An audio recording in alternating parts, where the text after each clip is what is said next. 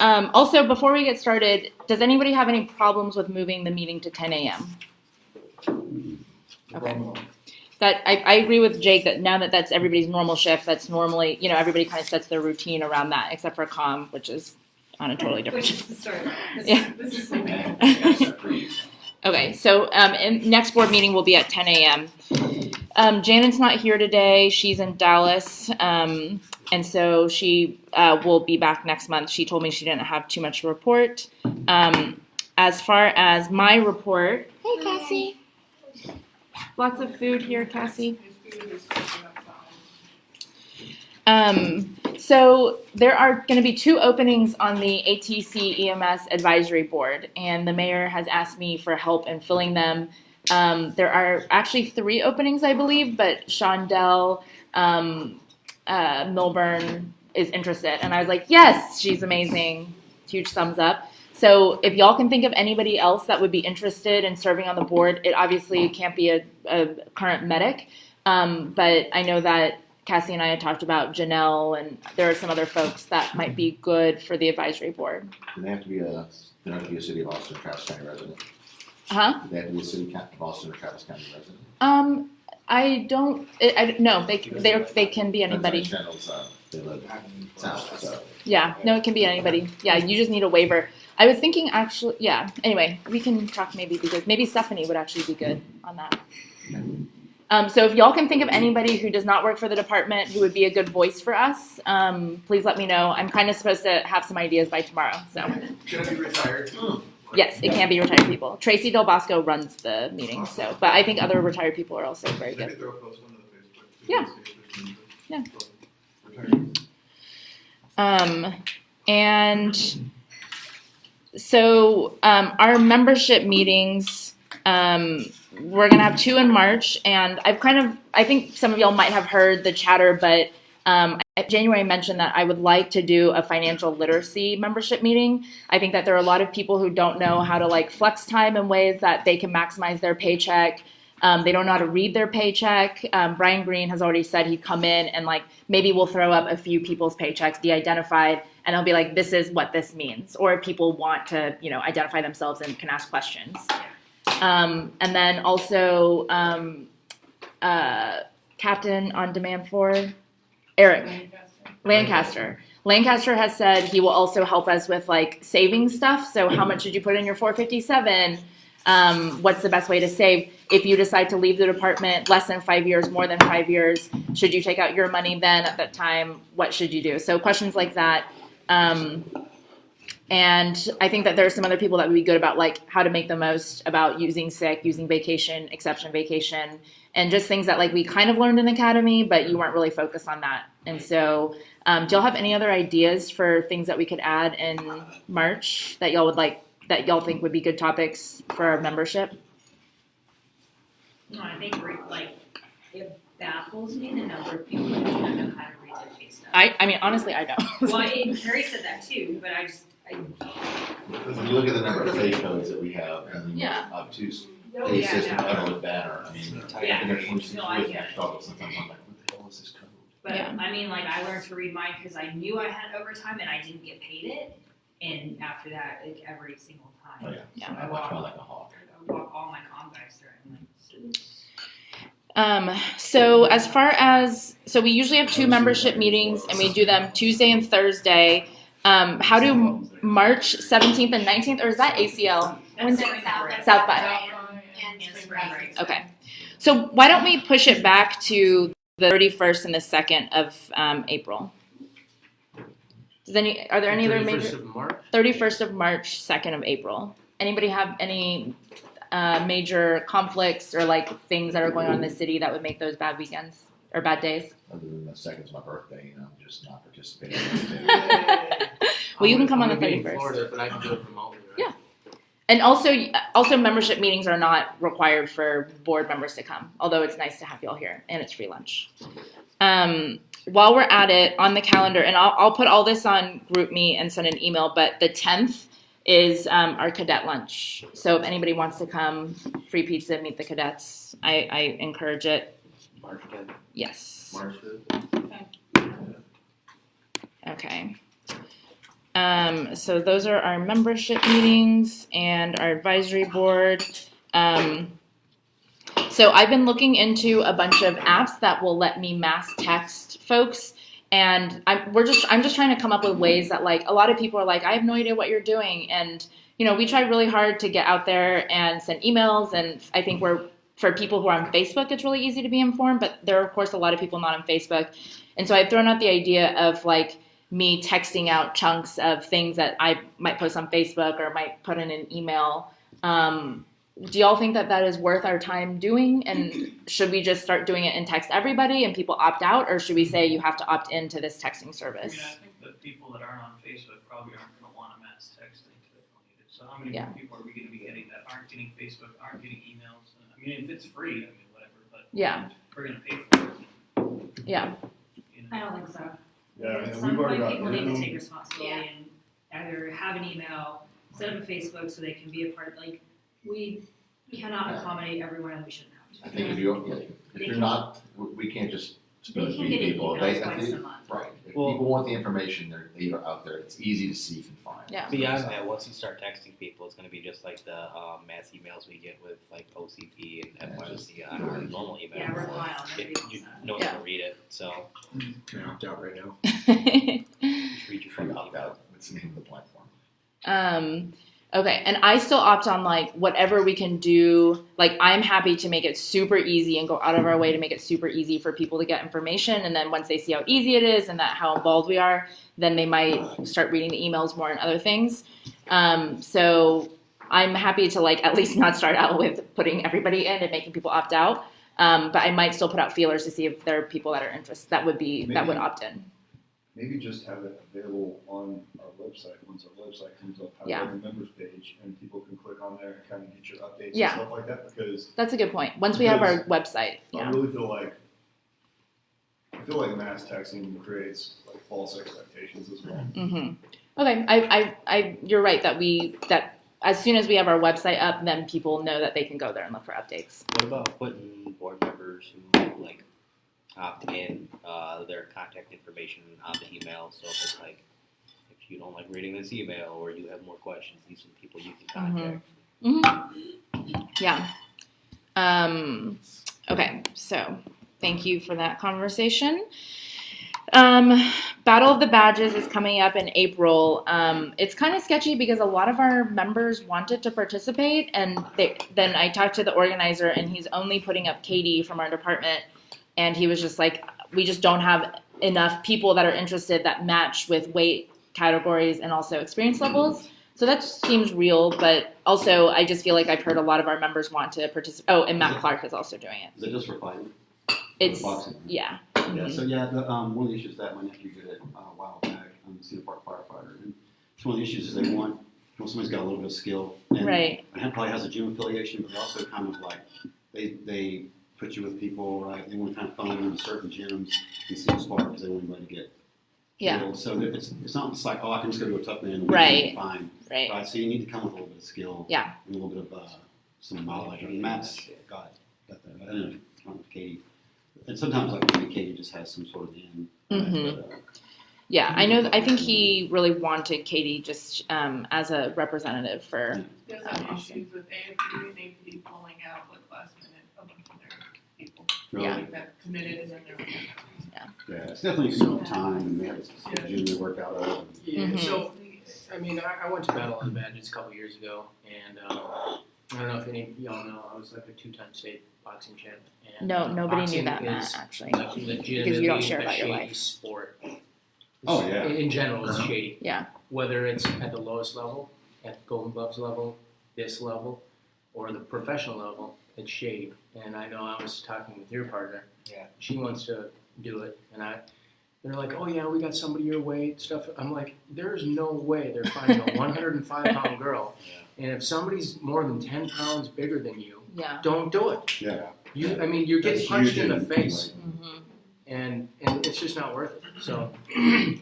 and I'm not a huge fan of battle. I mean, I know they do good. It's trying to be what do you call it, a charity, but they're still in it to make money and Mhm. put on a show. And I've seen some really mismatched fights, Mm. and it's just I would stay away from it. It's not really Yeah, inclusive I for agree with this that. either, like even on just the pamphlet, just old cops with FaceTime for your firefighters. I mean, I don't think that Yeah. it was meant for us to do that. You know what I mean? Not at all. They snuffed Chris Montgomery, Yeah. who's a boxer. Yeah.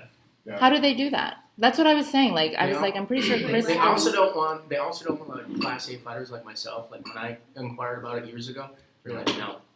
It's pretty much what they told Chris, because he boxed in the Coast Guard for the Coast Guard. So he has too much experience. So they want people with a very weird level of experience. Yeah, they want just enough to not get murdered, but they don't. Yeah. Yeah. They try to phone you through one specific gym.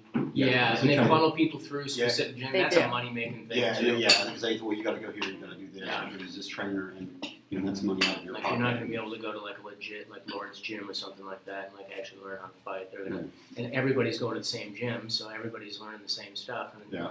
Yeah. That being said, I think that there's a lot of work we can do on it next year. We do have 2 medics who are participating in it this year, so at least for them, we should be supportive of them in the event. But maybe we can leverage it into like what you need to think about ways to make it so that we feel represented next year. Who's the other medic? Matt Clark and Katie Lorenz. No, Katie Johnson. Is it Lorenz? It's Katie Well, Lorenz. Yeah, it's a USA boxing sanctioned event, right? Yeah. Yeah, so they gotta get their, well, they have to get their, They gotta get a USA boxing yeah, they got a card. USA boxing card, and then like, do they have a coach or a corner? I mean, so. Katie's coached at Easley, which is, used to be Rumble Boxing, and she's got a trainer. She goes in the morning. She's a beast. Good to know. I will report back on that. We did put in our budget proposal sponsoring, so we can still leverage it to talk about how we want things to look differently next year. So the last thing on my report, CBD.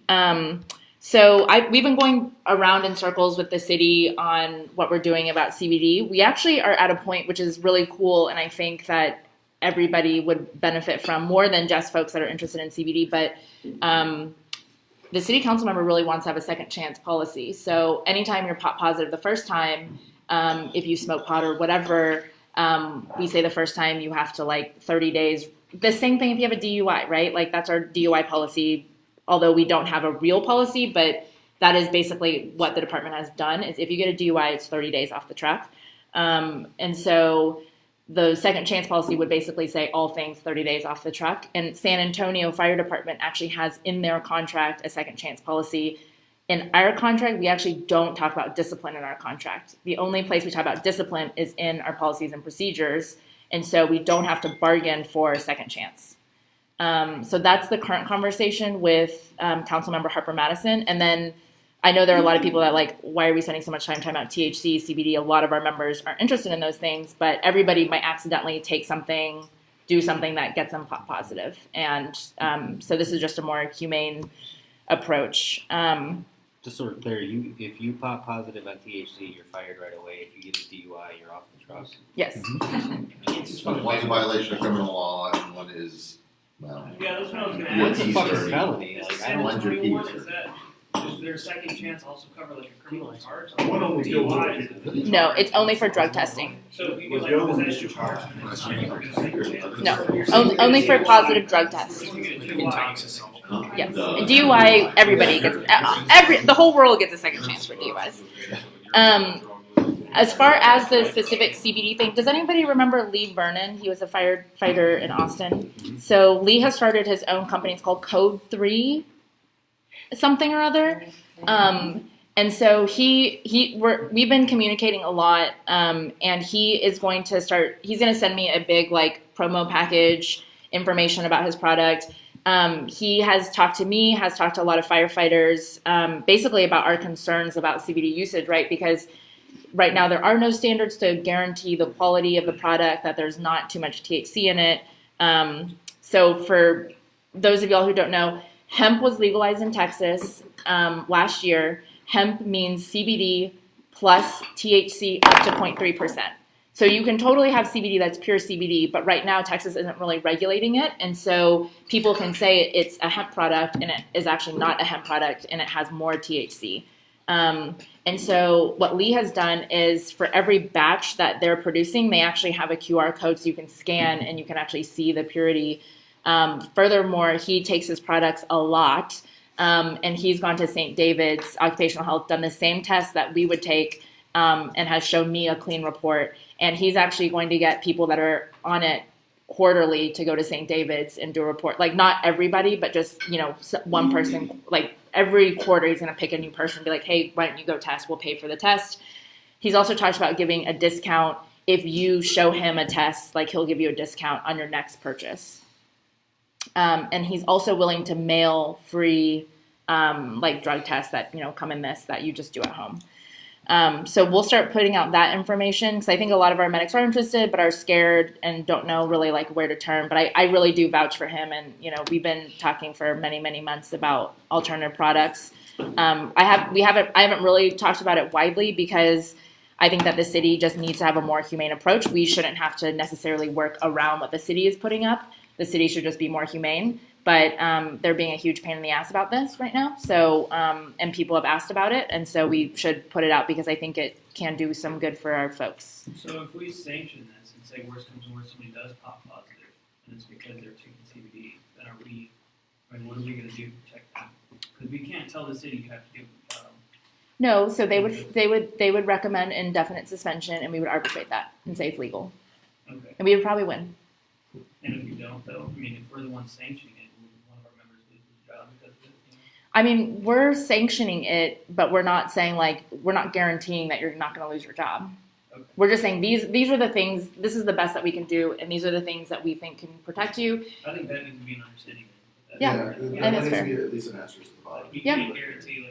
We'll do our best to obviously help people out, the same as we do it with everyone else. Yeah. But at the end of the day, we're not going to be paying somebody $80,000 a year indefinitely because they lost their job. No. And I would honestly recommend, if you call up Lee and you purchase a ton of his product and you start taking a lot, I recommend you going to St. David's and spending $40 of your own dollars and seeing what the drug test says. Because just for my peace of mind, I would want to know that.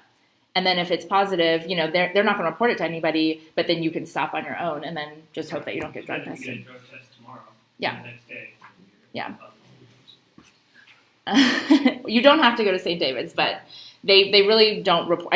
They won't report to Austin if you go privately. They're not allowed to. Yeah. Yeah. Then you wouldn't have to worry about getting fired. Yeah. But I think you're right that we should be really explicit that we can't guarantee anything. I'm all about CBD. I know it's legal, but I just want us to be careful. Yeah. What we sanction, because there is a chance, there is a possibility. Yeah, it's a good point. Well, like I brought up, when I first started using CBD products, I went into a pharmacy and bought it from one of the holistic pharmacies. And I was asking the guy about, losing my job if I failed your analysis and stuff. And he was just like, how could you possibly lose your job for using a product that's legal to sell, buy, and use and carry with you all throughout the state? Yeah. He's like, I don't understand that mentality. And that was kind of an eye-opener for me. I was like, you know what? He's right. There's no way that they would be able to win that arbitration, in my opinion, risk that I was willing to take. Yeah, it's ass backwards. It's purely ass backwards. The city legal says we can't tell what it is, so we're gonna assume that it's this, and we're gonna fire you. Yeah. Or if the test is antiquated, it would just Yeah. test general, doesn't test specific. We haven't had our first one yet in the department. Yeah, that's the point. We can argue all we want. We don't know at the end of the day what the arbitration is going to bring. No. We can still go not our way. Yes, We've that's never correct. seen it happen. So That's even correct. with fired police, right? Nobody. Okay. So, And as I sent out around, we have started work on the grievance. So as a preliminary, our contract says that we drug test for random, for post-accident, and certain OJI cases if they can prove that, if they believe that OJI, if they can reasonably suspect that OJI was caused by impairment.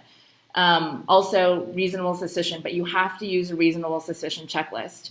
It does not say that we can drug test for drug log discrepancies. And so and it also says that the contract supersedes department policy.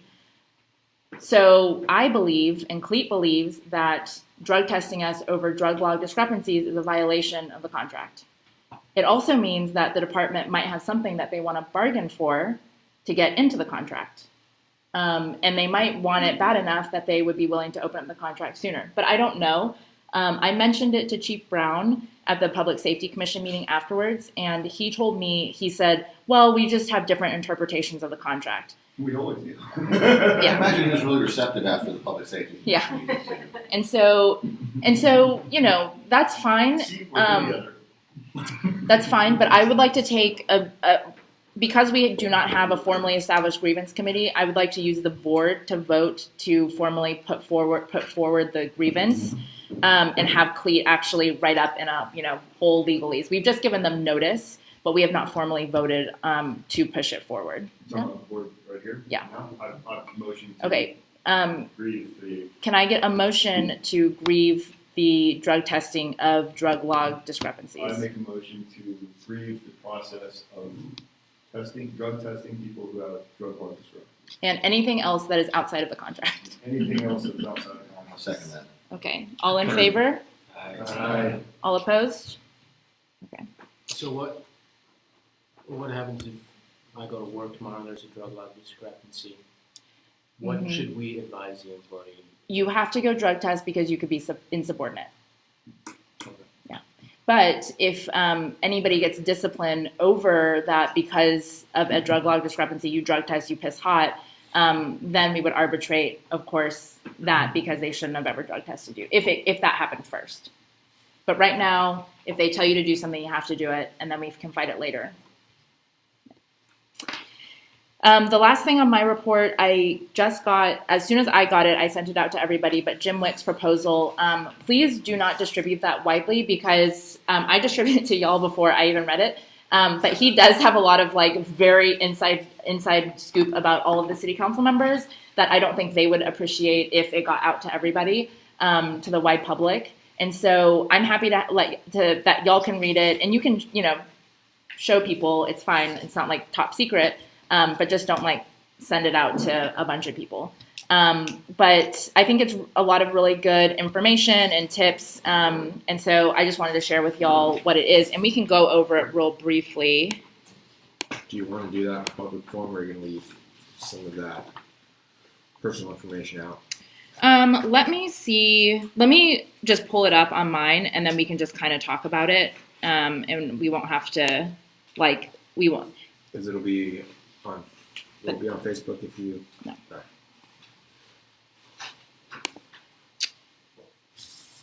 Okay. So basically, Jim has provided a timeline for us, which goes through May, and also how to interface with people on different levels. So he talks about the grassroots, which is basically going to community events and talking to folks, grass tops, which is a lot of community leaders, candidates and elected officials, and has also given us good advice on do's and don'ts, measuring success, and helping us to do a petition. So that's kind of what I asked him to do. He has not actually written any resolution yet. I don't know that that's really the direction that we need to go in to get a resolution written. It's more conversations with city council members and what they'll do. But y'all feel free to like read deeper into the report at your own time, and then let me know if you have questions. I am meeting with Jim tomorrow afternoon. He wants to just go over what's in the blueprint. And we haven't picked a solid time yet. It's like going to be 2 or 3, but if anybody wants to come here in the afternoon, I'll be here all afternoon, and just hear more from Jim about that. So he mentions a lot in here about a presentation that he wants. Yes. Is that part, the amount that we paid him, is that to also create the presentation? Or is that No. So part of the meeting tomorrow was going to be Kenny is going to come here and we're going to work on a presentation. And Fitz has already started like putting out some bullet points, and I have another doc that also has some bullet points that we want to hit. But he does kind of guide what the presentation should look like. Yeah. Yeah. It's just he's not going to try to do the expert stuff of like what, EMS specifics. So, yeah. Any questions on that, on Jim's blueprint?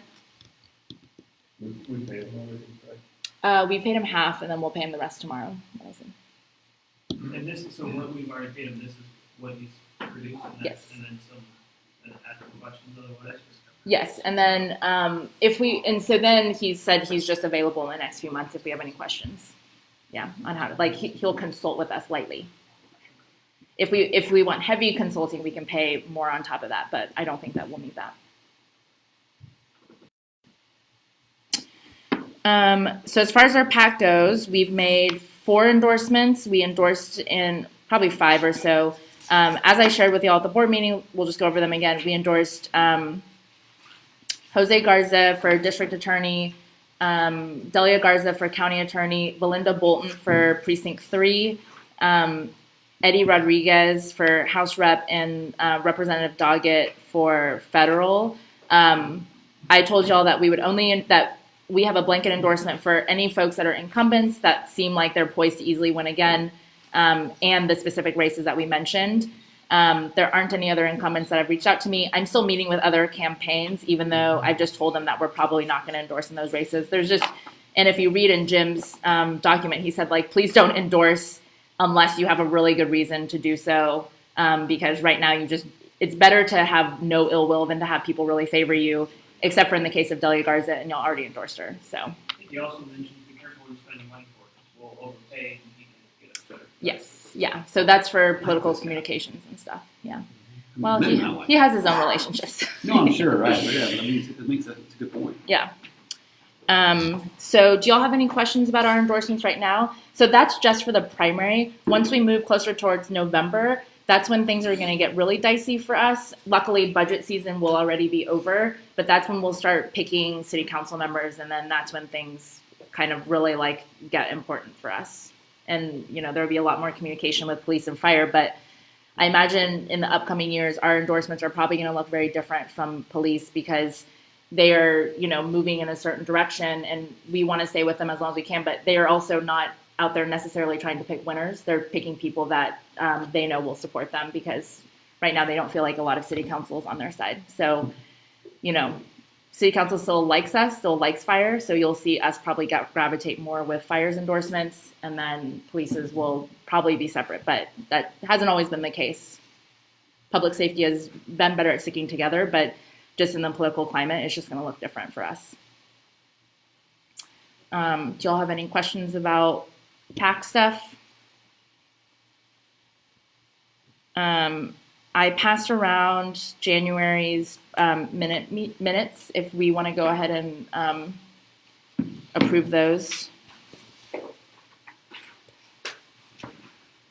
Did you make the changes to the budget? Yes, yeah, and we'll do budget, I think, next. So does anybody see anything? Look at those margins. See how close I tried to make it so I could get less pages? Did anybody see anything on the January minutes that they want to correct or change? Can I get a motion to pass the January minutes? I'll make a motion to pass January. Can I get a second? I second. All in favor? Aye. All opposed? Okay. All right. Okay, so let's go into our budget.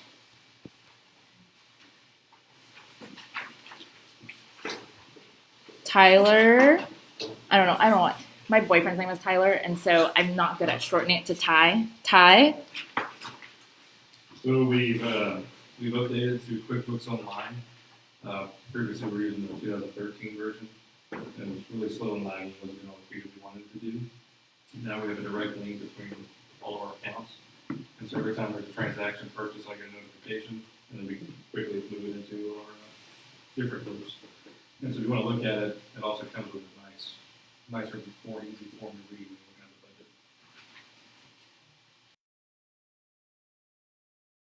look at the budget. Last year we had 485 members to the general fund contributing, political action committee 208 members, and the relief fund is 43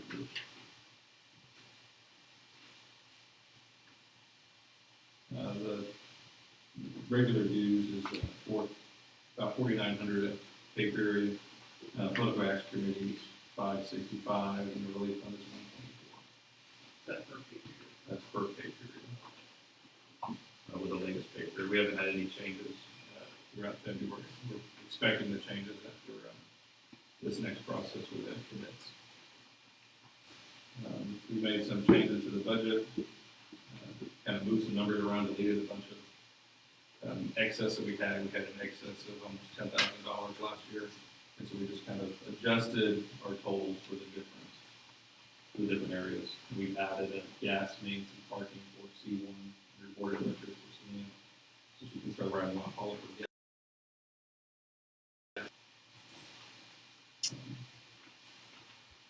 All right, I put up the budget up here, and so Ty unfortunately wasn't at the January meeting, so we can go through some of the changes that we made.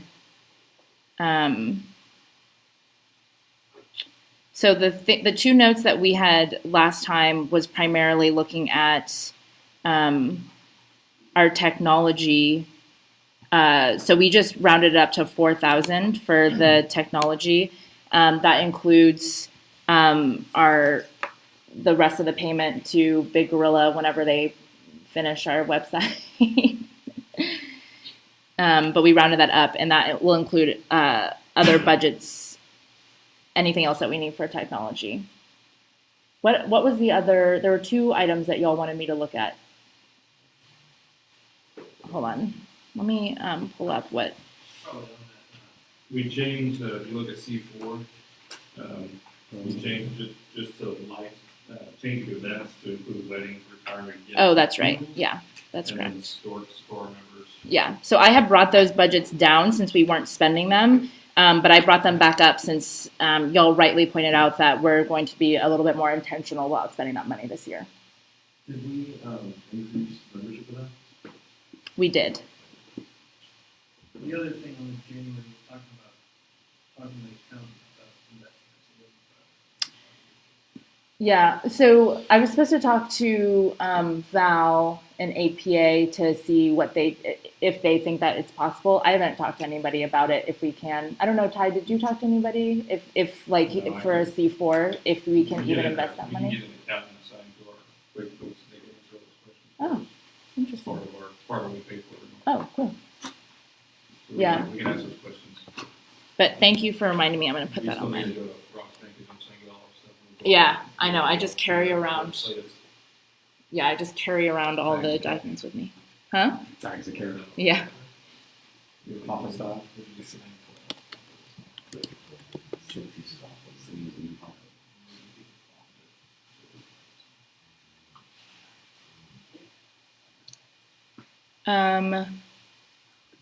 So looking through, I sent y'all the budget, and so did Ty. Does anybody have any questions right now that they see?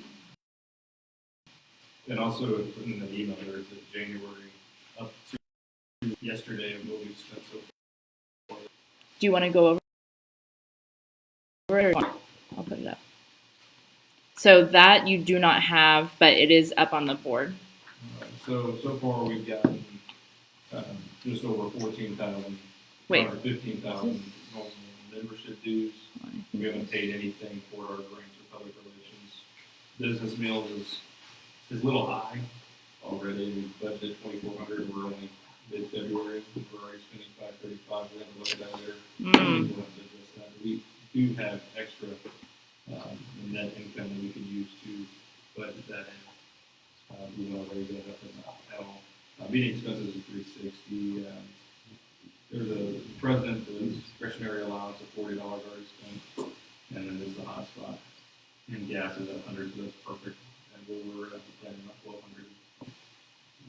We've already used 209 of our member emergency benefits, which will be reimbursed for an incident to happen. We've already got some swag. Cadet recruitment was a little high for that meet and greet. For our meet and greets? That was a little expensive. You have the holiday party on here because that check wasn't cut last year, so we just moved it this year. It's turned into Association birthday. Birthday. No, it wasn't my birthday, it was Patrick Eaton's birthday. Unrelated. Yeah, that's kind of dovetail on the tail end of that. I was mayor for I wasn't the only one on that. Pretty sure. Really nice. It's like, oh. I'm just mad I wasn't there. Everywhere else through the rest of the budget, everything's on track, or under what was predicted to be. Yeah. So far, so good. And for the office rent, we just had to pay a down, what is it called, security deposit? Security Yeah. deposit. It's when repairs to be done. Mm-hmm. So I would want to look at the business meals if we continue to spend the way we're spending for the business meals. So to raise that up. Cool. Pack a lunch. Hmm? Just start packing lunch. I only charge if I take somebody out who's a person that, That's all right. yeah. Just give me a sandwich. Got sandwich. It's like going to Dell. You're gonna Sammy and a Gady. Yeah. What was the motto from January? We have money, we should spend it. You're like, Brown, let's Well, we go to have Bill. meetings in the break room. Yeah. Here's your daily allotment of sodium for the next 4 days. Exactly. That's wisely. So, Most of that's coffee too. We're spending a crazy amount on coffee. no, I don't buy coffee anymore. I only, Austin's got it. oh, well, that's not coffee, that's meals. Yeah. Right there, chambers and everything. Mm-hmm. Yeah, because it's at City Hall, yeah. Can I get a motion to approve this budget? Make a motion to approve this budget. Kalanasi, can I get a I second? second it. All in favor? All opposed? Okay, so that budget passes. Additionally, Yes. nothing changed with that, but if you look at the EMS award ceremony and on number 9 of C2, joint membership benefits, we've added 2,600 just to do the challenge point like we used to. Mhm. Not split with the departments that we're going to get a challenge point this year. If they'll do it. Everybody, not the ones who show up. Are we going to go for the ESL conference? I've not. I know that Shockwave is happening, but nobody's talked to me. Like somebody was just like, I can give you a 15% discount, and then Fitz was like, "That's dumb. I'll just bring you in." Well, no, I just didn't know, like, we hold like a little meeting where people come into town. I don't know. Nobody's brought it up. Fitz, should we do it? Yeah, don't ask me that question. When is it? Yeah, when is it? I was hoping you could do it. I can like, but no, I had some friends from out of state that were saying, hey, we're coming to Austin, you want to go? Oh, you mean, for the ESO wave? Yeah, So that's, ESO. it's the, we can't bring it back. It is the 24th through the 26th, I think, 23rd through the 26th? Of February 24th to 27th. 27th, yeah. okay. 4th to 7th, so it's a Saturday and a Thursday. February. Okay. Yes. Yeah.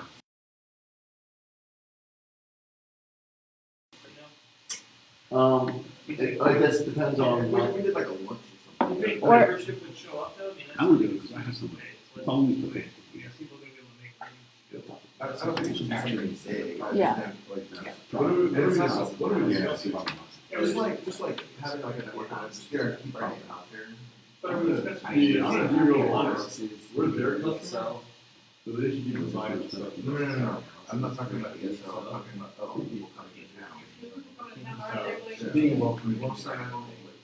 But we're trying to add money to start with that way for them to pay for drinks. So it's better. I'm not saying that it goes too big. It's I don't think that's- We have funded that, you have to fund it. I don't think we'll have enough membership. I mean, ultimately, that's my. I mean, we can definitely talk about like there are some things that we don't just do for our members. That is also about getting the association out there. But maybe that we just need to talk to ESO a little bit more. Yeah, it's a little bit late to go Yeah. ahead and put something formal on the Right. books there, like if you were gonna do a hospitality suite or something like Right. that. That would have been something that would Yeah. have we should move it on back in December or something like that. But So keep on the calendar I for next can, year. I can go talk, I mean, We can also just, reach out to him today sometime. we can also just like, for people that are in town, just informally, we can send out to our membership and just people who have friends of friends, just like come to this bar and we'll just all hang out. Right. Or like even along those lines, if you want to do, just come to this bar, hang out, and a lot of times what vendors will do and sponsors will do with ESO is they'll just rent a room there. Yeah. At the hotel, which is, Can we just put our name on it with the vendor and us, and then they just pay? yeah, I mean, you're in a suite there, and then Yeah. you just have people up there. Yeah. Not eating and stuff like that. That's reasonable. Cost-wise, that's also reasonable. Yeah.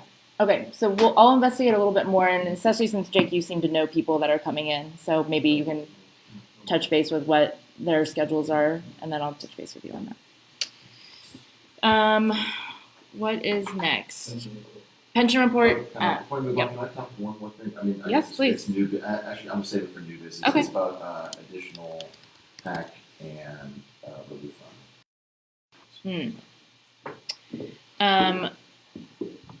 So pension report, there really is not much going on. We're just waiting to, we just need to touch base with COERS and see when the 2019 figures have come through so that then we can hire the actuarial to run the numbers for us. Can you go back to the calendar Yes, the calendar. on the board that you had up? Yeah. Is that going to be on the 31st, that 1:30 meeting, Yes. where you get the numbers, or is that? Yeah, that's a good point. I mean, because usually we have the membership meetings at 11, Right. so we could probably get the numbers afterwards. Yeah. Okay. Yeah, that's a good reminder. I just Well, saw I that think there. that we should have the numbers before then. Y'all get to see my personal calendar. I think we should have the numbers before then. Okay. Because we're supposed to, If we don't, we can make it a point to make it to that meeting after the membership meeting. because Chris told me that he wanted to have the actual study done in March, or like started in March. Right. So I will touch base with them though. Okay. Anything else on pension? So workforce committee, we met yesterday, very low attendance,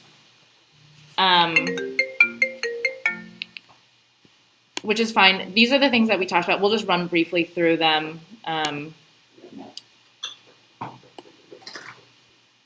So we went through two things. We went through all the suggestions that people had either emailed, texted, instant message, the association. And so we went through each one talking about them. And then we actually went through the scheduling guidelines and looked at what needed to be revised. And so these are kind of some of the things that we came up with. Still, we believe in a 7:30 call-in as opposed to 6:30 because that's ridiculous. 7:30 is 2 hours before our first shift change, and it would still apply to the 10 a.m., so that's plenty of time. We also talked about the policy for 12-hour OCP folks, so we're looking at right here. Right now, they are basically de facto always up first because the schedulers look at them and see like, oh, they're only up for 12 hours, I'm going to use them first whenever possible, whereas everybody else is up for 24, and so we'll save those people. That's not really fair for our folks who are coming in the most to be up first all the time. And so we were actually going to propose to Chief Jakubowskis, like, you've already said you don't think that the 12-hour folks add too much to the OCP schedule. You just want it to be fair and everybody to do OCP. Why don't we make them last always? So they're always 10th up. Because the other thing is like, if other people were saying like they should only be used for 12-hour trucks, but those trucks are the busiest trucks. So why would we, force them to work more of the busiest in our department? How do y'all feel about that? That was a recommendation that the workforce committee came up with. I'm cool with the, Do y'all feel like that's true that y'all are up first when y'all are up? It's different for me as a captain. So Yeah. As a 12-hour captain, I'm up first. Yeah. I've only been called in once, so I can't really talk much shit. I think, especially for the night shift folks, Yeah. that's rough. That 9:30 shift change is fucking brutal for those guys. Yeah. Not only that, but now they're working twice as many days, and they get called in on OCP for Mhm. like 6 nights. Yeah. You know, it's like, That's what I hate about it, the fact that they're already committing twice as many days to the department as everybody else. And then you stack OCQ days on top of that, you're taking away any opportunity for them to pick up all the time if they're trying to. Yeah. We also talked about, somebody brought in the suggestion of how schedulers should be calling folks. When we talked about it yesterday, it seems like schedulers are already doing that, so we don't really need to codify what they are already doing, which is if you're on a traditional 24 and the night half opens up, we are okay with schedulers using the night half of the traditional 24 as opposed to going to the reverse 24 folks. Because that is an efficient use that reduces our number of folks that are called in on the accumulative list if they are using that efficiently. For us, it just seemed like, although that you could make the same argument for our 12-hour folks, but it's just really unfair to our 12-hour folks. Have we thought about starting small, maybe ask the 12-hour night folks, get taken off OCP, and then go from there? At least we get something out of it. So when we, That's 4 people. I know, they do nothing. And also, like, it promotes shift to differential pay for nurses, that work night shift. That could be an incentive for people that work night shift, you don't do those. Yeah. Because there's truly only 4 people on night shift. Mm-hmm. You know? Yeah, and we asked just to get all 12-hour people removed, and he said no, but we didn't ask if he could just remove the night folks, so we can definitely do that. Or I guess 8, right? Yeah. 8, yeah. So, but still. I mean, what are they? Yeah. Overall, it's not significant based on the need. I feel like they already make some pretty big sacrifices, and I was I agree. aside from just the getting off when the sun's already up. To add to that, there isn't a night shift CE. So to come to CE, you needed to wake up halfway through your sleep schedule. I think they've sacrificed enough. Nick and you can come after the show. Hey.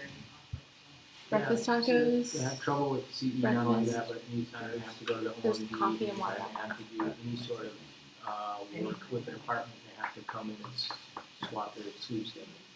Or they get after shift, they're like, oh, you gotta go to the OMB at noon, you're like, so you're gonna work the next morning. Yeah, there's a little incentive right now. Yeah. I remember that saying, Yeah. you can't really work conflict.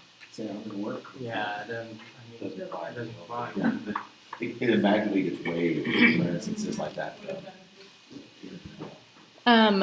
The other thing we talked about is having schedulers review OCP 3 days out and reorder the numbers so that the numbers more accurately reflect the likelihood of you being called up, and also putting in parentheses like what they're up for. So are they up for 12? Are they up for 24? Are they up for a reverse 24? So that you can also better understand that way as well, and that really helps the mobile people who use Telestaff on mobile.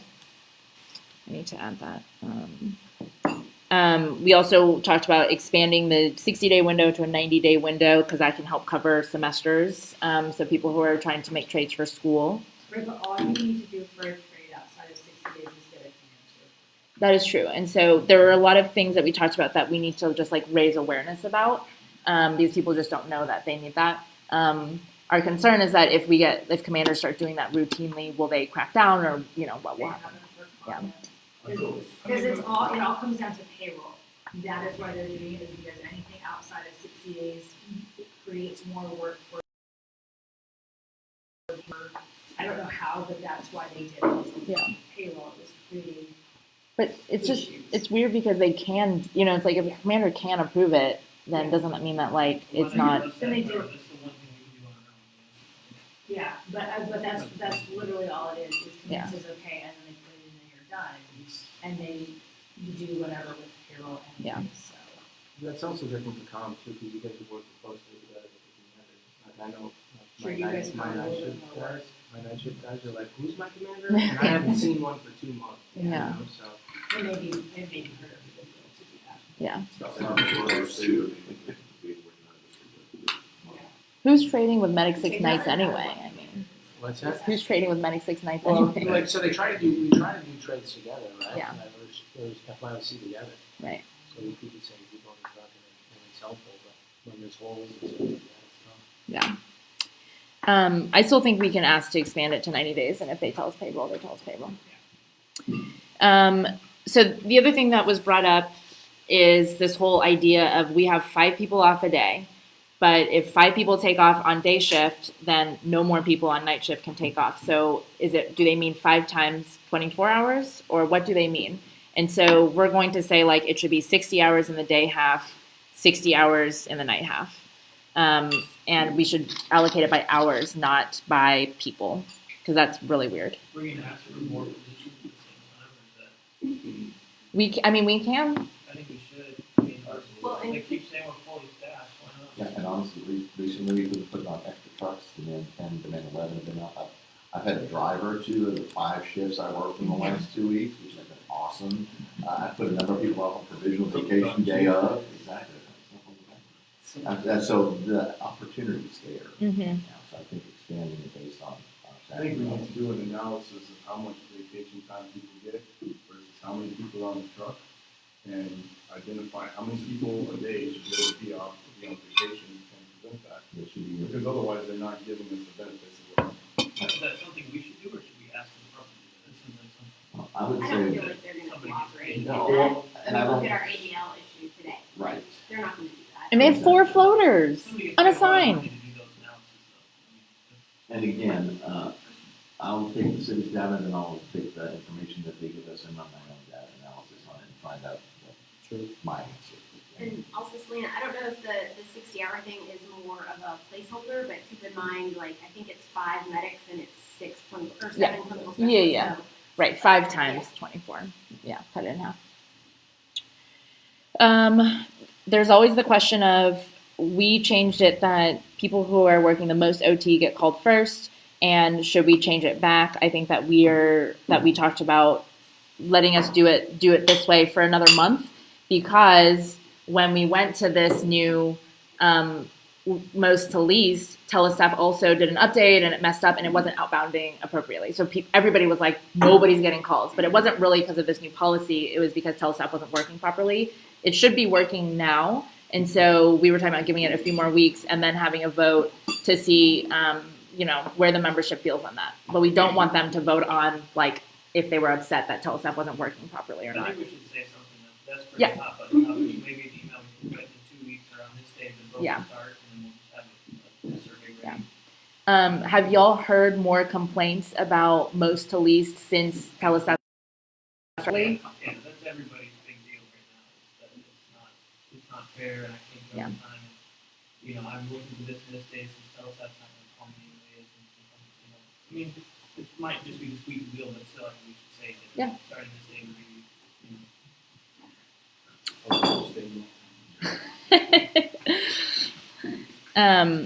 We also just want to remind schedulers to look at the volunteer list. We feel like that list is not being used well. I've definitely heard times where people have volunteered and then scheduling just doesn't see it because the view is interesting, and if you only volunteer for the night half, it's harder for schedulers to see, but to remind them that they need to look. And apparently we cannot, if you put yourself up to volunteer, you can't remove that code yourself, although you used to be able to do that. And so putting back into place that we should be allowed to remove that. And Telestaff wouldn't stop calling me, so I had to call them and have them remove me in order to get into stuff. And we talked about possibly removing other codes yourself, like vacation, but we also know that like if schedulers had already put somebody in that spot, and then now all of a sudden they didn't know that there are 3 people because you removed your vacation. So it seems appropriate that you have to email scheduling to remove your vacation so that they know, but you should definitely be able to remove yourself from the volunteer list. We also No need question. to be able to put in 12 hours of vacation on a 24-hour shift, and you can't do that. I don't know if that was- Because it's only partial shift. Yeah, so you have to put in the whole 24 and then immediately call care and say, hey, take an vacation for the back half. I only want to get that. And when I started, you were allowed to. Yeah, you were allowed to do 12. So that's, I don't know, and they've said that that's because we're not authorized to take partial shifts off. But I think they can just cut it forward.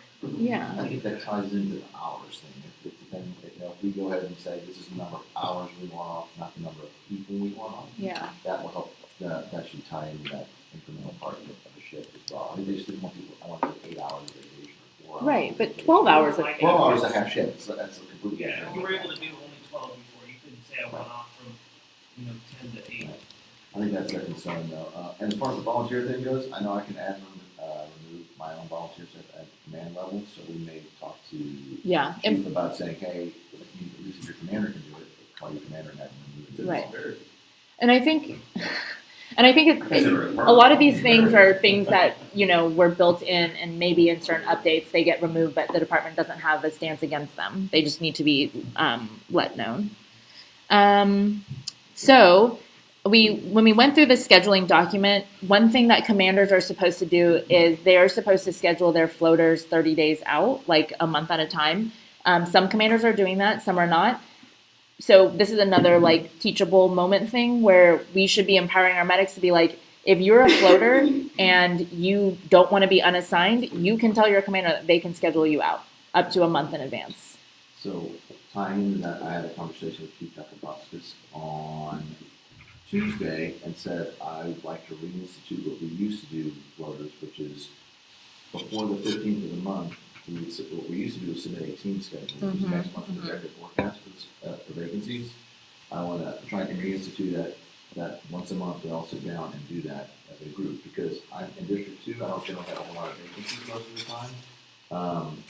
But I do have floaters, and sometimes it's almost like a bartering session. I have this many floaters, I don't have vacancies for them. Do you have vacancies in your district where they need to be? Or District 5, it's like, if you're a DC 5 floater, yeah, your options are pretty bad. So going from the 13, 14, 12, 13 rotation, as opposed to, hey, I have a vacancy out here at 22, how about we bring you out here and locate you in the slower station, give you a break. So I've already proposed to him that we reinstitute doing it across all 4 shifts. He's going to trial it, I think, for B shift this month. I'd like to do it before I leave town, but I don't see that going to happen for Saturday. And maybe next month before that whole thing goes into effect. I'm trying to reinstitute the fact that the commanders take charge of their schedules. Yeah. And some of the folks have never done it. And I think we know who those folks are, unfortunately. We're going to have to drag them kicking and screaming into this. But it's the right thing by our floaters, because our floaters volunteer to work for our districts. And they're not being used that way. They're being used as day of vacancy fulfilled, which is not the way it goes. But having the crews who say, I'm District 2 floater, and somebody's an extra duty on 22 on my shift, and I'm still floating, why am I not moved in? Why am I making 18? So, it's a legitimate question, absolutely. And it's because that oversight is kind of, when we we shoved down the number of schedules to just the 24s and just the start times, the thought process was, well, it's going to solve most of those problems. It just reduced the number of those problems and created other ones. And this one never went away. And that's our command responsibility, period. So I'm trying to take that back. I agree, but third person on track is nice, but we're going to hear about that today, right? How that's happening. So just to run through a few more things we discussed, they're not putting Spec Ops back into Spec Ops if there are openings in Spec Ops. So just a reminder to scheduling to do that. They're not placing people 14 days out necessarily. We hear that these are now questions that we intend to survey the field and ask about.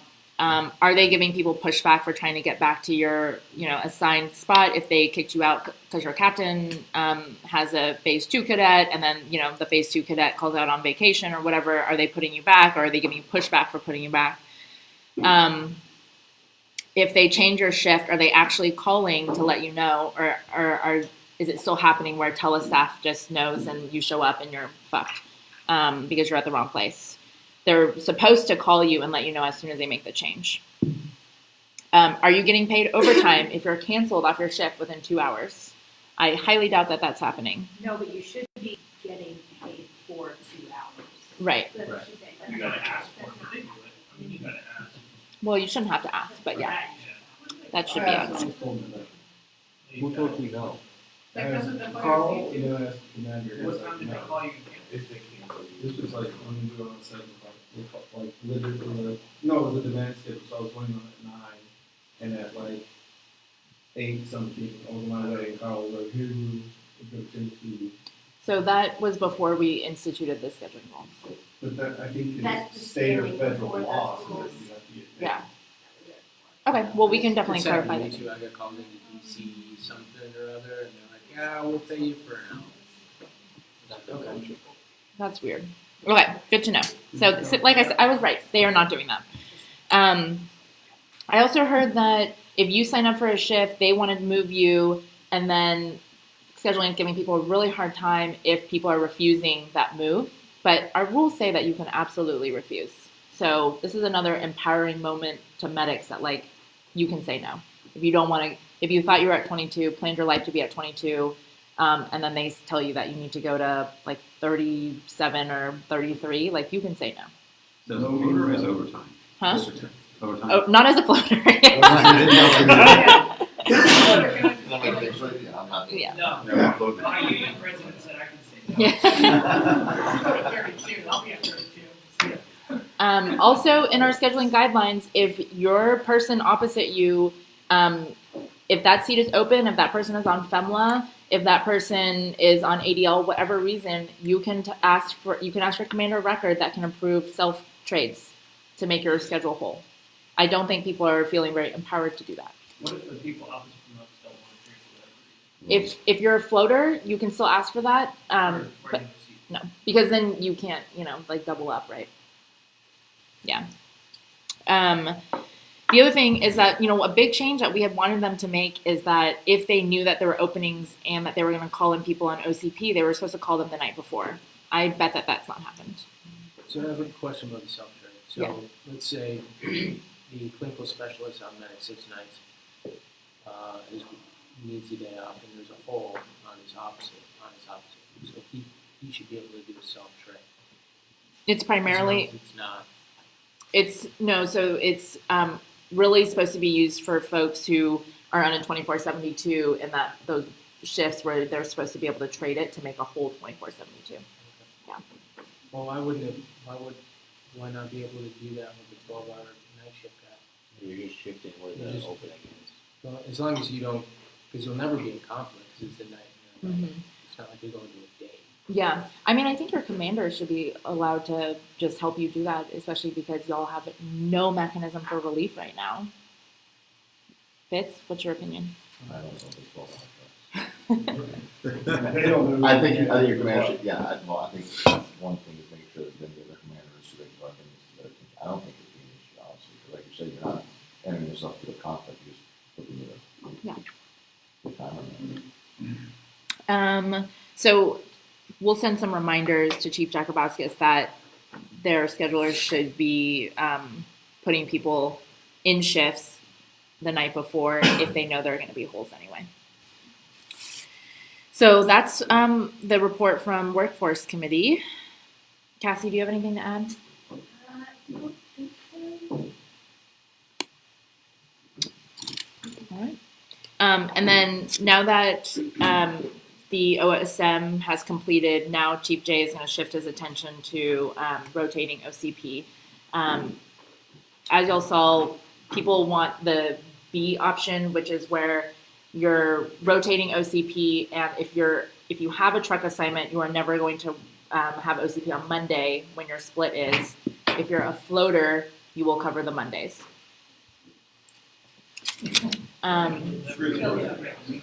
Really? That screws floaters? We get there twice the number of people on that day, so there's a higher chance of us getting on OCP. Like I've got to hit on OCP on the 30th. Wait. Because there's twice as many crews on. It's all split.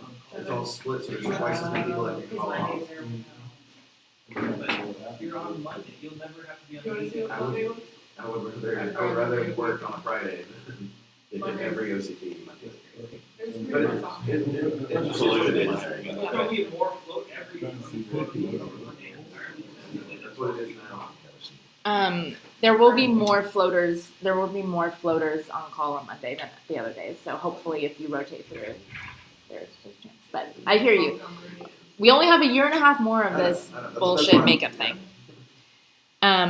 Communications, Workforce Committee. Do y'all have any updates that you want to share? We had an OSM. Uh huh. I don't know what the results are, but we did have that. So that was supposed to outline redistribute people, and then we put out, we're having OSM, and we had a night shifter with like 2 days there, so it should be slightly better, but it didn't actually Yeah, it's like, you're trying to think of the 2 day shifters stayed, you're gonna go and stay on the other shift. Yeah, I'm pretty sure that everybody You got- literally stayed where they were. I got a new person and then my person place. For the wash. Nothing changed. But, Congratulations. yeah, but we did actually have a no snow. It's been a year, so we got that done. You did scheduling stuff. Sent out a scheduling survey a couple weeks ago, we got our responses back. We're gonna meet again hopefully the next week or two, and then send our results, all our different schedules we've created for ourselves to Garner. And she approves them all, and send them to everybody on the shifts, and then whatever they vote on, is what we'll do. So we'll have a town hall, and we'll talk about it. What do you got considered? We got a couple swing shifts, so the start time at 7, 11, 1500, 1900. We have what we're currently are now, and then just adding a swing shift at 11 to 11.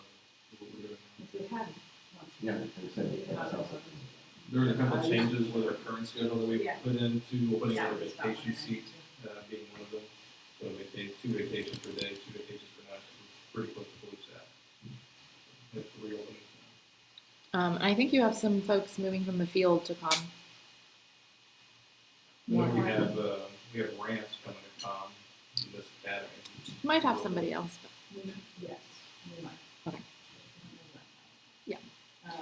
So we have 2 in the academy plus ramps now, so that if this other person comes in, that does technically fill all of our openings. And we now have a clinical specialist, well, I guess this person would fill that.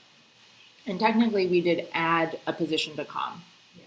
from the fields, which is a good thing because we need more positions in comms. But that's an interesting backdoor, right? Because it's hard for us to go out into the community and tell them to add comm folks because they're like, that doesn't affect my life.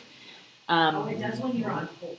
No, like, yeah, when That you're is a on. really catchy commercial, it's like 911, please hold for the next operating, and it's just like hold. Yeah. I don't have While any, you're I have doing no this. idea what they listen to other than like, please don't hang up and we'll get to you. It's the same thing, That's like, exactly we what it get is. put on hold, like, we'll get put on hold sometimes when we call from the field. And it's the You same call thing. 911. Oh, sorry, no, sorry. Somebody else. Yeah, when you don't answer the phone, that's the next option. Alright, right. Somebody else, I'm going to like, we call and, That's like, happening. yeah, you know, there's Oh, no. somebody, yeah, it's the same thing.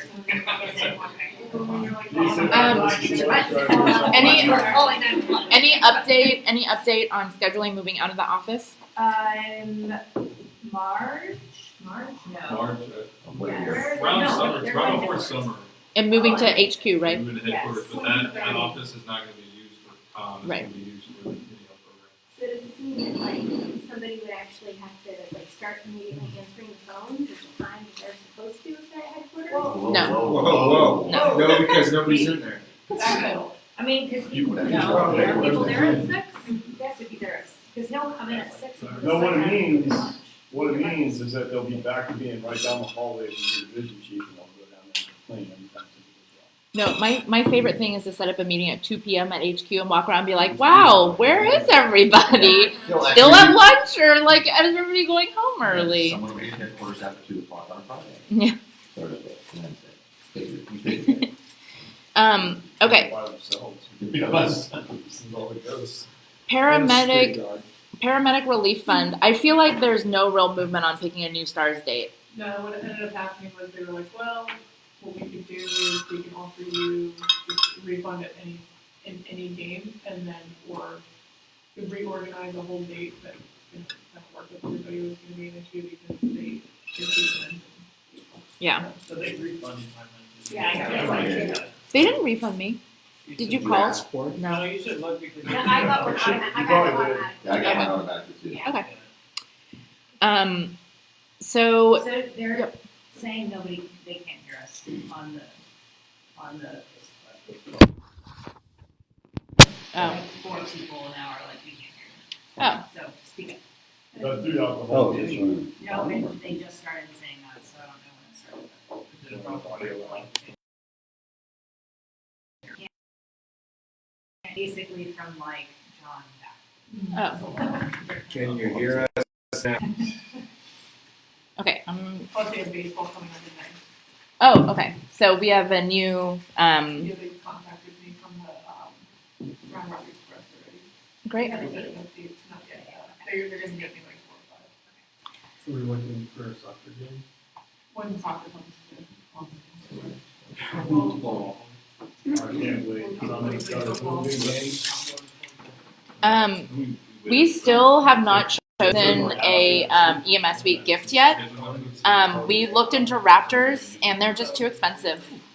They're too expensive.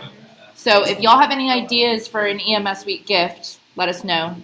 So we had a couple Ooh. potential smaller things, like little things. So actually, somebody else at Peer Support last week said like a pop socket, or like a sticker that would fit on a pop socket, or the little like stick your finger in the ring things, or like something of that nature, so you can better hold your phone. My kids have like an elastic strap that they put their hand through, and you can get them like customized if you want to put like. We love EMS or association or whatever, you have that potential. And then bags, like the drawstring bags that are like the new gift bag that a lot of things are doing something like that as another like inexpensive gift. Like backpack? Yeah, but still kind of like useful. Yeah. What about a car charger? Like everyone's got their cell phones. Yeah. Small bag, be like a portable battery bank. Yeah. Set up cables. Or something like that. Yeah. Something you can, so you like you throw it in your bag at work and you can always charge your phone in it. In the department, didn't somebody do that for EMS week a few years ago? Yes, they did, but you need like. Package that had like. Rechargeable battery. Yeah. Just like Katie's pointing out right now, you get what you pay for when it comes to battery packs and stuff. So like they were a cool gift, but I think mine lasted a couple of weeks Yeah. and it couldn't actually fully charge. But I know in the past, like Seton did, they did like those little hand towels. The microfiber. Yes. With the lotion too. Like something useful. Yeah. Like I still have, like I don't care about the towel, but I still have it. Yeah. It's a fish towel though, but I still use it. So something like. You definitely want it to be useful for sure. Tumblers? That's what we were talking about. Yeah. Yeah, so like We can go to the guy who did the department. Yeah. We can just put the association logo. Did Capcom did them, or was that telecommunicator? That was The one with the badge and the. No, not those ones. The We can go to that Capcom guy ones. at Mark, we can make those for the association that we want to. Yeah. Okay, because Capcom. They got pissed off, yeah, because we used to probably do it. Well, yeah. What about like dock But kits? he only charged like 24s and they have to carry all their beauty products. Oh, drop kits. Dock Oh, kits. Everybody would use those kits, you can engrave. Like Somebody phone, recommended Association. Flashlights would be also. I mean, they take around from station to station, Yeah, right? for X shears is a really nice. I know, but they look so silly. The X shears, not the big ones, Oh. not the big ones. It looks like they're looks like these, but they're just a higher grade steel. Yeah. and I think they're they pretty look decent. goofy. They look goofy. Yeah, they're all like. Yeah, and they're a little pricey. They're $40, but they're nice, super nice shears. And Yeah. Exactly. Okay, Fitz, do you want to talk about retirement plans and what we're doing for that? Not particularly. Let's get to where so more along the lines of retirement stuff. I don't have a whole lot of solutions to our retirement stuff, but there's some stuff that we need to look at. I think I posted some stuff to share on Shared Drive. I don't know if everybody got a chance to see some of it or not. I've been pulling a lot of information on retirements, and you want to talk about specific retirement swag or what? Yeah. Or what we're doing for our retirees. Okay, more along those lines. So what we've done in the past is we've, and you guys have been to the banquets and said, you've seen those shadow boxes that we did. What I've been doing in the past, and I got the idea from APD, was we get a flag flown over the state capitol on the day of retirement, or if you were a military veteran, we can have it flown on Veterans Day. And we would get a certificate that goes along with that, and we would fly it all, take it out, fold it up nicely, clean it up. It goes in this shadow box, and underneath it, there's a big rectangle area where you can put the department bag. The department was good enough to get us metal patches, the department patch and we get whatever other swag you want in there. Like your med patch, your badge is always in there. Any ribbons that you've got, any collar brass, or anything else you kind of want, coins, years of service pins. I don't know if people want to keep doing that. I mean, that was kind of my arts and crafts thing when the Association Bank was kind of left to do that. We've got a number of people who left recently have retired. Steve Stewart retired. Kurt's last day is Friday. His actual last day of hire is actually the end of the month, but his last work shift is tomorrow. Diana Harris, retired. Her last day is technically on the books for the 28th too, but her last day of work is last week. So we've got a number of people that are actually making it to retirement, and that trend is actually starting to pick up. There's more and more of that going to be coming in the next couple of months. So I'm not sure moving forward how we want to continue doing this. The Fitz Arts and Craft thing is going to come to an end in the not too distant future. I don't mind doing it right now, but it's I'm not sure what you guys want to look at going forward. Currently, what I do is I go to Michael's or Hobby Lobby and I buy 3 or 4 of the boxes at a time and get the flags flown when I can. Try to remind me when people are retiring so we can go ahead and do it on those dates. Currently, we can't fly flags over the Capitol because it's being remodeled, and the Sergeant at Arms said probably December before they'll actually do that again. So they'll say the flag, but they won't fly it over the Capitol. Just fly over HQ. Fly over the arch. That's not a state of Texas flag, Al. That's a different one. That's one with the poop emoji on it. I don't know that people want that one. Or the Flat Earth Society is just a line. Nobody wants that flag. Years of retirement. Having to come from all around the globe to have The places I could go with that one. So right now, I'm game to keep doing that. But there's also things like folks that decide to move on in good standing and stuff like that. Like Ralph Casebo left in last month. Yeah, and he's done working. He's retiring from any kind of work whatsoever. So I've been working with the department about when people leave in good standing like that and are planning on going on different careers and we allow them to have their badges. Because right now, if you leave prior to retirement, they put your badge in that thing and just destroy it, which is kind of a waste. It's not like they're going to recycle the numbers or something. What if you say you lost it? They charge you. They give it I think it's like 8 bucks. Yeah, They charge you to replace it and then to destroy It it. comes out of your it comes out of your final paycheck, I think, or something like that. It's the parting shot, right? Yeah. Parting shot. One-time I know why deduction. it's so funny to me. It's funny. I put in an official request one time to get a badge back from someone who had moved on and went to medical school and a medical director. And I mean, it went round and round for over a year, and the answer was finally no. Also becomes an indifference. So I'm willing to go ahead and continue doing this for right now, but I'm open to suggestions as to different ways to go ahead and honor folks that have retired and moved on from here.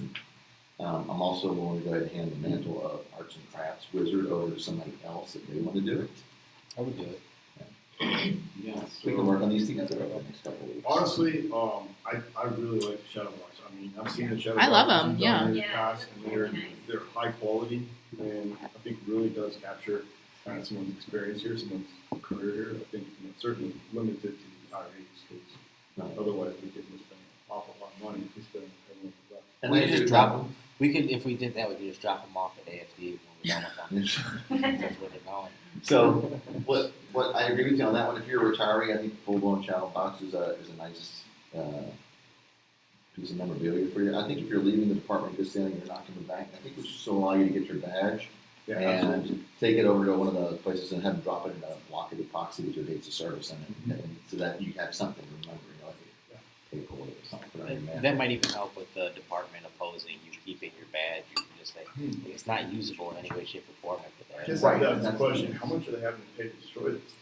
I don't know if destroy means Jack just takes out the They hammer. probably just throw them in the garbage. and I don't know what the destruction process is. It's on the flag where they burn it and They recycle it. I'm sure it's someone's drawer. Someone's drawer. Yeah. Well, and Fitz, you said that, I feel like, I remember you saying when you first started doing this, that you basically had to make all kinds of promises and make sure that you pull the. I have to physically destroy the badge so they're not usable as badges. Because they're concerned that we're gonna go. Because someone can't go on the Gold magazine and order They their just own. remove Yeah. Yeah, but they won't get it for 2 years.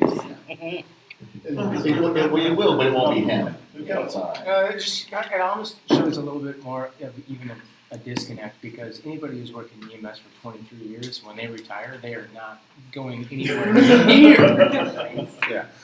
posing as a paramedic. I'm like, I'm 100% with you on that. Westby, did you have something?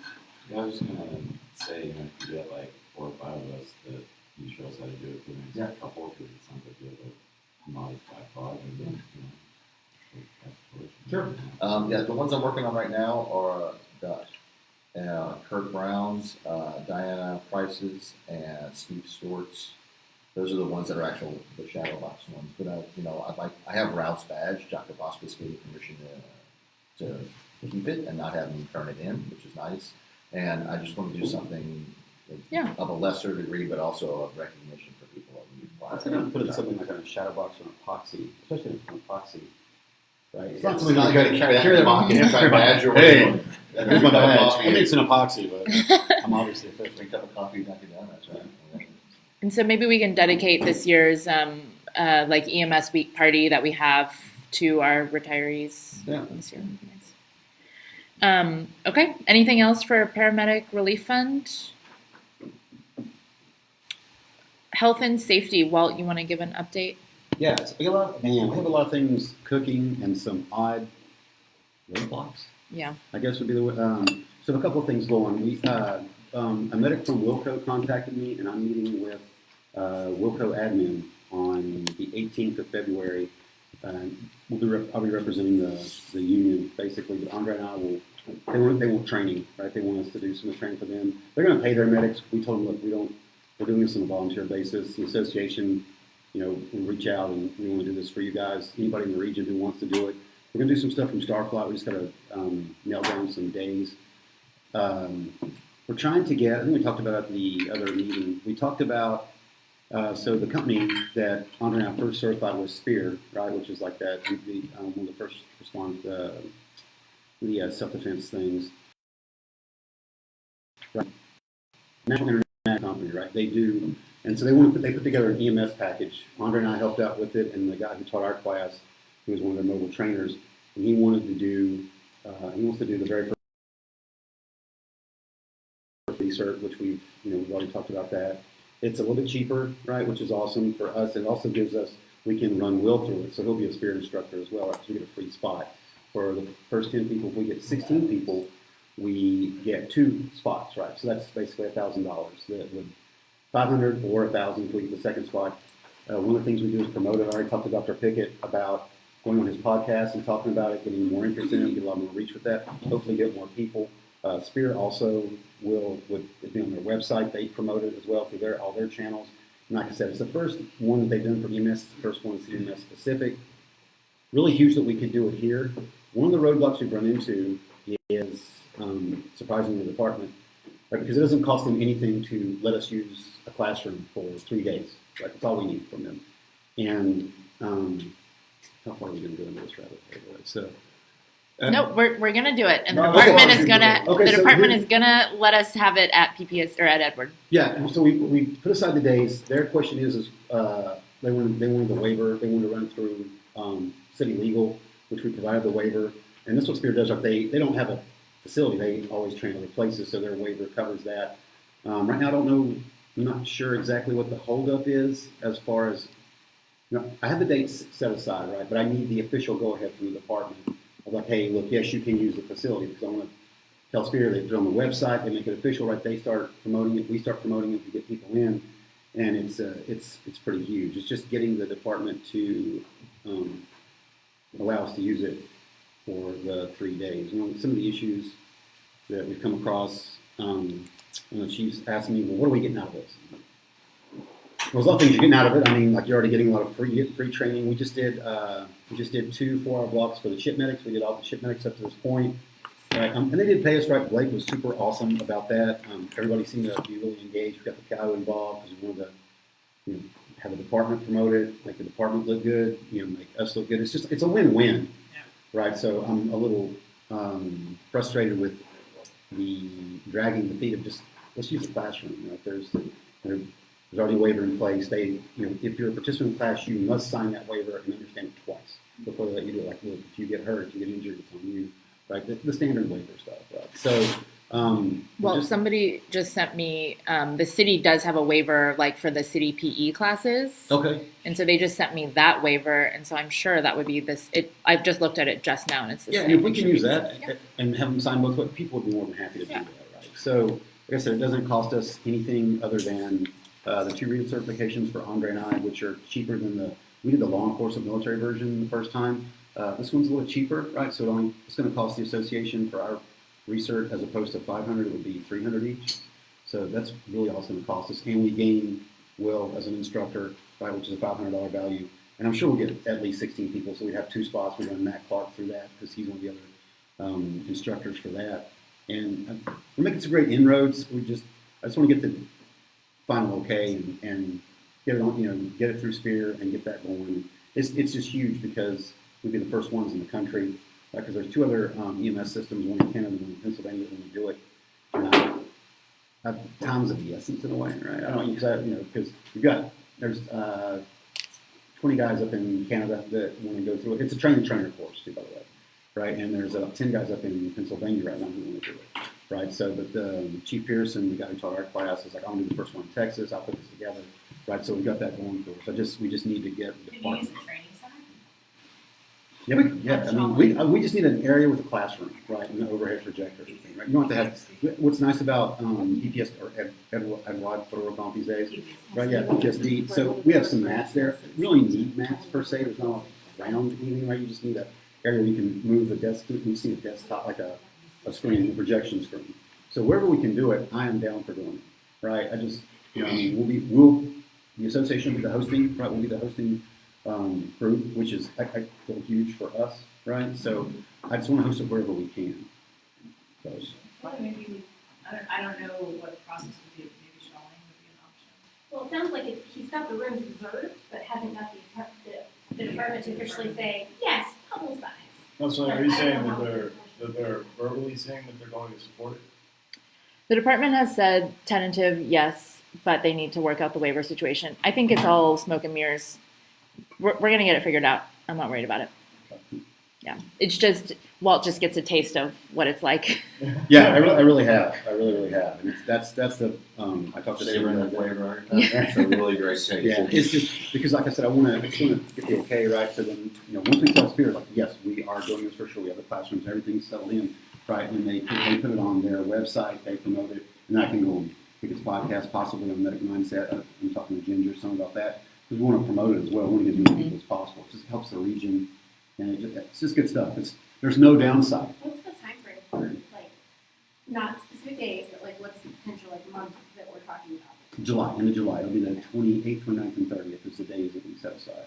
So I feel like definitely, if you're saying the sooner that they can get that information out, the better. Yeah, because there'll be people who'll be traveling. Right? We may get the Canadian and Pennsylvania guys coming down for it, so we could potentially have it would just be great exposure for the department, for the system, for everything, right? So it's just tough, right? I just want to get in the books. I want to get it going and start the promotion process and get as many people in as we can. Because like I said, it's a win-win for everyone.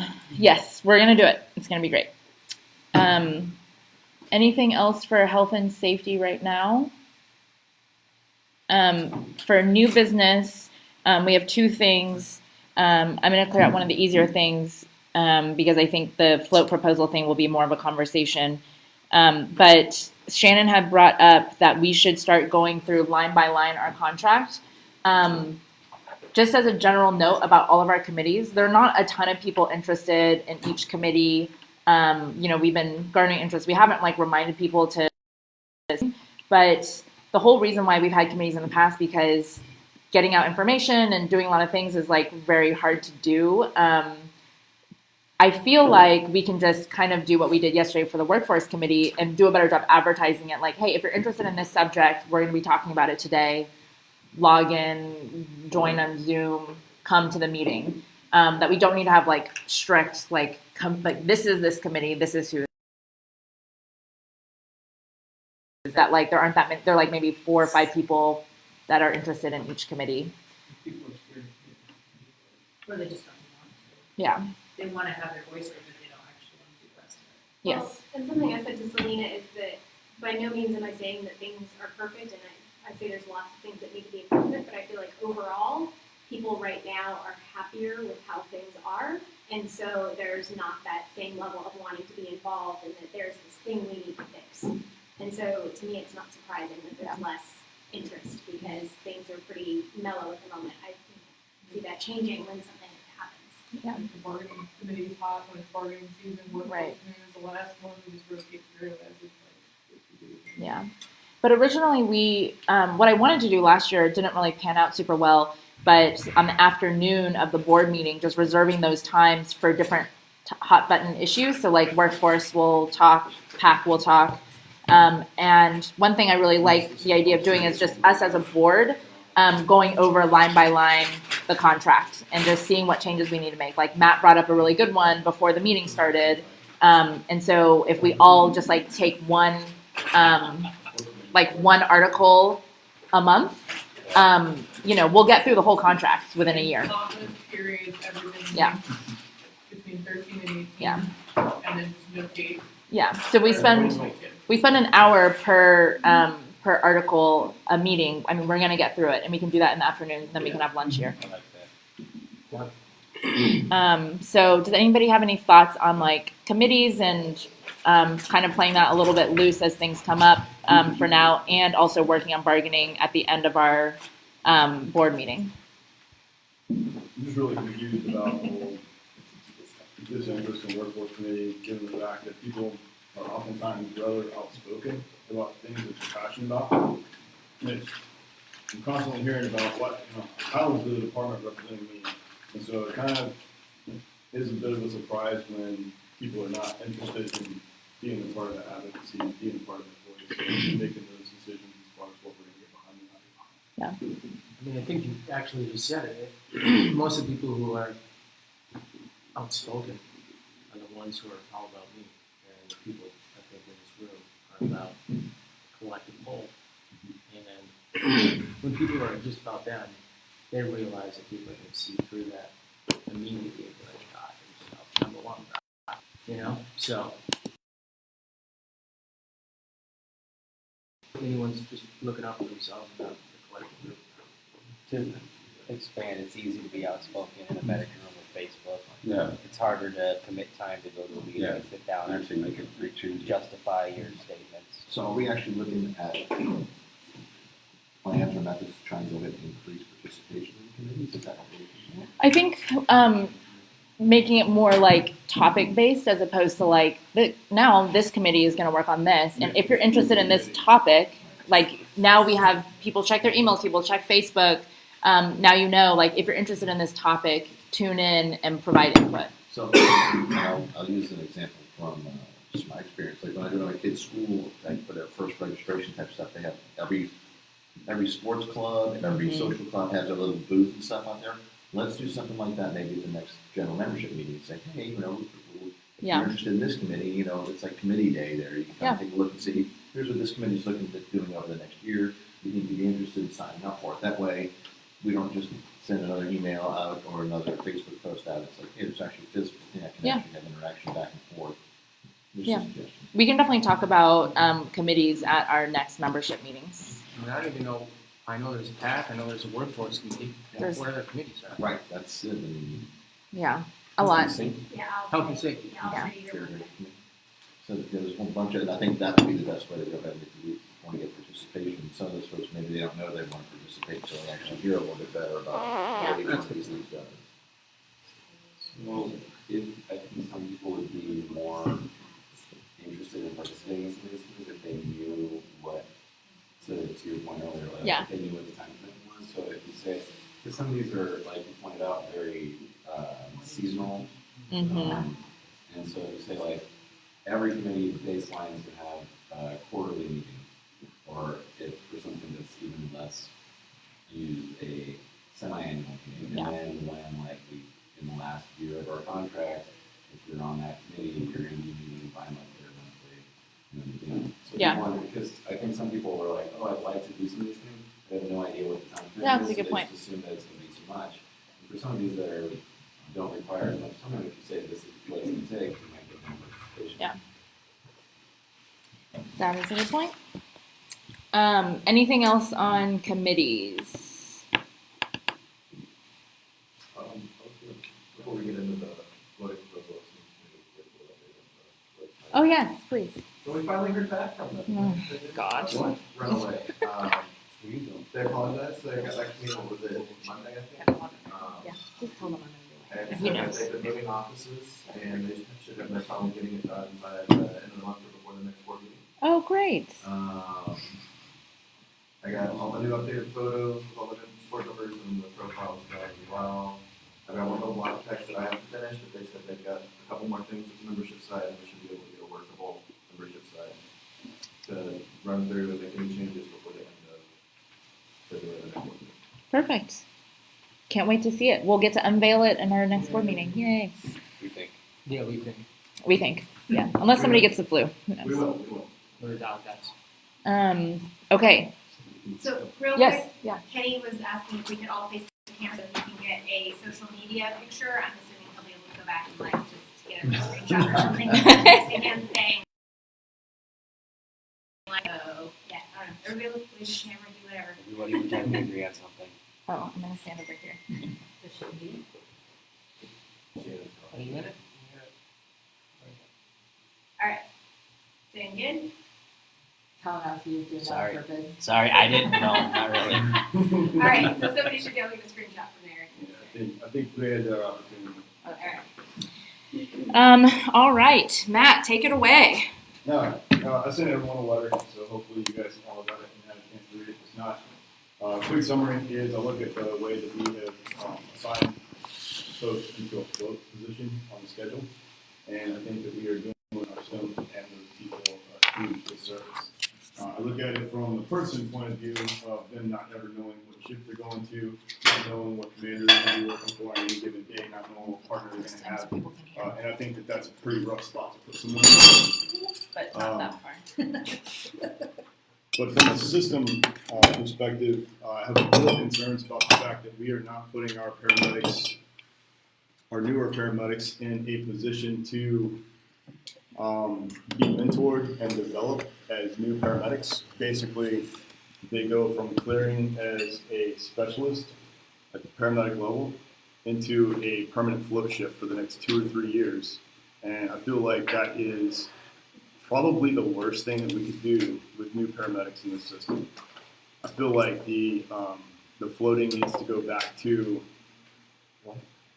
an at-station assignment. In other words, you have 3 people assigned to a station and you just rotate through a floating shift, as opposed to what we currently have, which is people clearing as a new paramedic and then going and working not a consistent truck, not consistent partners, not consistent commanders for oftentimes 2 years. And I think back to when I developed as a paramedic, and I can think back, I can honestly go down to individual calls where I ran a call. One of them was with Nolan Lujan.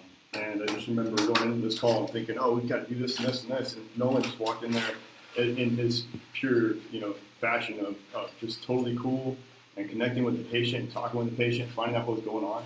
And like, it just was mind blowing to me, but it was also a huge light bulb going off in my head and me thinking, this is how you're supposed to be when you're a medic. And it changed the way that I practiced from then forward. I also remember Jerry Moreau at one point telling me if I want to have a long career at EMS, I'm going to slow down. And I was like, this guy, I'm driving just fine, But then, as I started thinking about it, like that really was a defining moment in my career. And I feel like our new paramedics are going out there into situations that they're not prepared to always deal with. We can teach the didactics, we can clear them to independent practice, but at the end of the day, when you get out there and you're the one, you're the person on the truck making the big decisions and stuff like that, there's just so many caveats to this job. There's so much that is not taught in a textbook, and I feel like those people would benefit from having consistent partnerships so that they can have back and forth feedback. Even if they're working with their medical partner, the next shift they come in, they're working with a more experienced specialist or even another specialist, and they can have those conversations and they can develop and grow. And I feel like what we're doing right now, I've been studying a lot of leadership classes and leadership development and stuff over the past couple of semesters, and we're following the exact opposite of what you're supposed to do to make people succeed. What? I know. How could that be? You need a bag to contain your shot. So, I mean, if you look at, if you read through the leadership literature and stuff like that, it says, every single leadership literature that you read is going to talk about finding a mentor that will help you develop into the leader that you want to be. And the same thing's true for being a paramedic for any of these other roles. And so I just wanted to bring that up as a concern. I'll push it to the workforce committee, and I can certainly post it, my letter for other people to read, but wanted to have a discussion about it and see what you guys felt were the benefits or the drawbacks to it. Can you explain the structure of how it would work? Basically, our current structure is we should either have or be pushing to have 12 FTEs assigned to every truck that we have on the road. And so those 12 FTEs then basically, the way we're doing it right now is we're assigning 8 FTEs to the truck and putting 4 of them in float positions. And they go into like a permanent float assignment. And that's where all of our new paramedics go, is into permanent float assignments.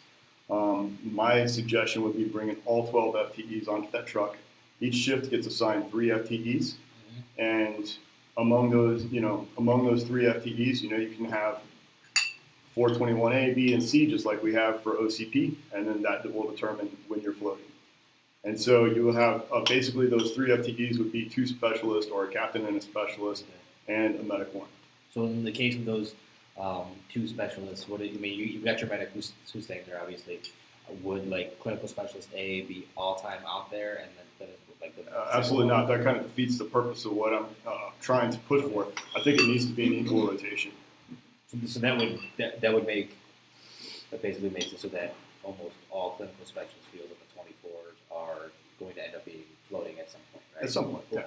And I'll caveat with this, and I know I don't share a popular opinion, but I actually enjoy floating, except for the operational piece of it.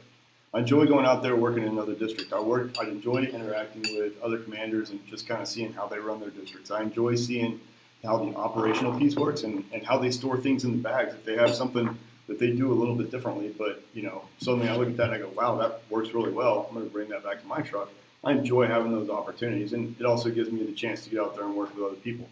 One thing I have noticed, and it's not slight against anybody that I've worked with in the past couple of years, but oftentimes, whenever I'm working with a paramedic who is permanently assigned to a float, I mean, you'll see during the calls like certain areas where they could really use some development or something like that, and they've got the intelligence, they've got the smarts and stuff like that. Sometimes it's just down to like talking to the patient or how to word things or how to the little things that we don't necessarily have the opportunity to teach someone in paramedic school or while they're going through a clearance process.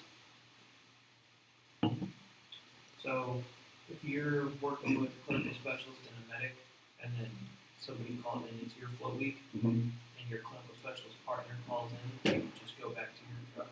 And I guess I do question a little bit how that works for the medic in that position, because a clinical specialist can be used anywhere, and a medic can only be used in specific things. And so I guess I feel like that's going to make the 2 clinical specialists have to do the majority of the floating because there's less versatility in the medic. My opinion is that if we identify where the positions are, maybe we don't put all of the captains in position A. Real fast, who all parked in the garage? I did. Okay, apparently they are now booting people, so if you drove, we should go real fast. All right. We'll carry on this conversation in a little bit. Hey, that's why you take the train. Yeah, if it went down south. Yeah, if there was a train south. If you're, I don't know, I'm on the street, so. You can boot it. Tell it. I'll change, but you're taking.